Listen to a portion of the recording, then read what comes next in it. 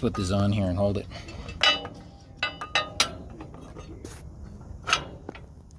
Once you have the light in here, like this, hold it with my knee.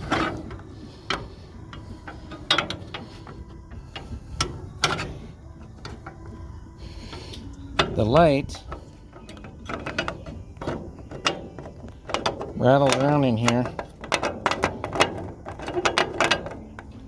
like nobody's business. And as you can maybe able to see, there's no space here for a rubber grommet. So this light wants to rattle around going down the road, sound like you're freaking a cowbell coming.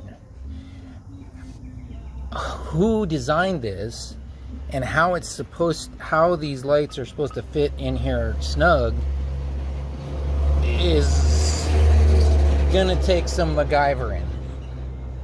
Why is it that I have to MacGyver stuff that costs this much money? Shame on you, JJ, for charging premium money for this junk when you go down the road like this. WTF. Not impressed.